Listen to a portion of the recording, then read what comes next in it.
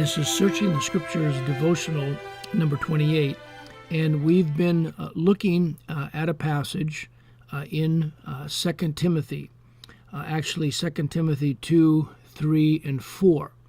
Thou therefore endure hardness as a good soldier of Jesus Christ. No man that warreth entangleth himself with the affairs of this life, that he may please him who hath chosen him to be a soldier. And I mentioned that in the historical context, Paul was addressing his young protege, Timothy, to fight the good fight of faith, as we find this in 1 Timothy 6:12.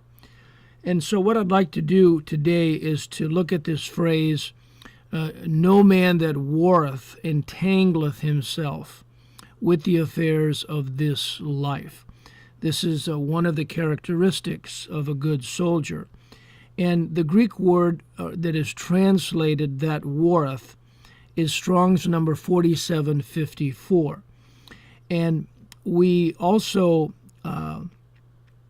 find this in 1 Timothy 1:18, again, where Paul is telling Timothy, "This charge I commit unto thee, son Timothy, according to the prophecies which went before on thee, that thou by them mightest war a good warfare."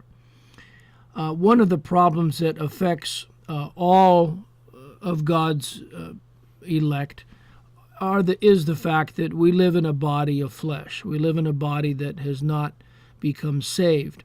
And so we find these admonitions in the following verses. In James 4:1, he poses the question, "From whence come wars and fightings among you? Come they not hence, even of your lusts, that war in your members?" Also in 1 Peter 2:11, we find this declaration, "Dearly beloved, I beseech you, as strangers and pilgrims, abstain from fleshly lusts that war in your members." No, I'm sorry, I read that wrong. "Dearly beloved, I beseech you, as strangers and pilgrims, abstain from fleshly lusts which war against the soul." Now, we're given a caution in 2 Timothy 2:4, and that is to not become entangled with the affairs of this life. And the word that is translated entangled is Strong's number 1707.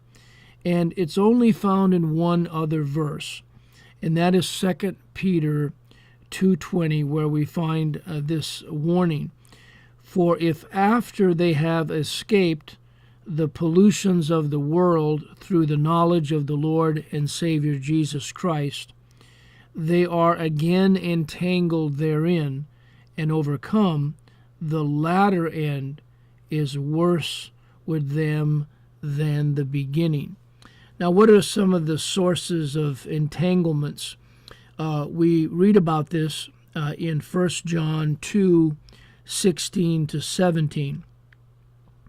"All that is in the world, the lust of the flesh and the lust of the eyes and the pride of life, is not of the Father, but is of the world. And the world passeth away, and the lust thereof. But he that doeth the will of God abideth forever."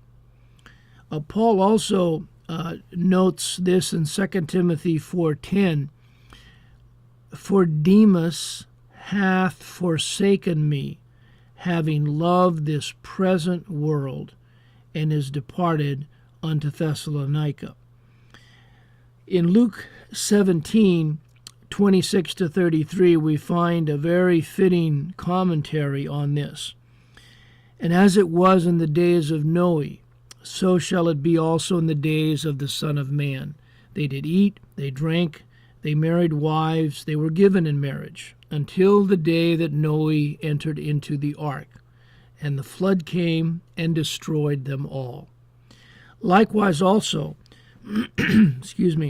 likewise also as it was in the days of Lot, they did eat, they drank, they bought, they sold, they planted, they builded.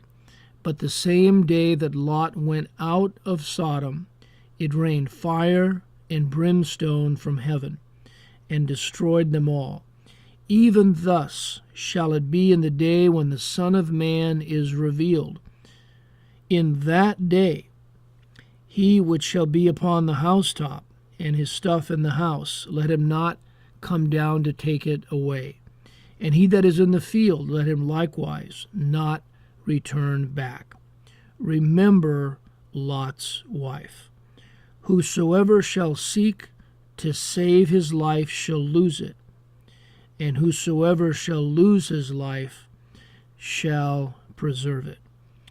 Jesus also pointed out in Luke 16:13, no servant can serve two masters, for either he will hate the one and love the other, or else he will hold to the one and despise the other. Ye cannot serve God and mammon. Could it be that God might so work in each of us that we might affirm, along with the Apostle Paul, the words of 2 Timothy 4:7, I have fought a good fight. I have finished my course. I have kept the faith.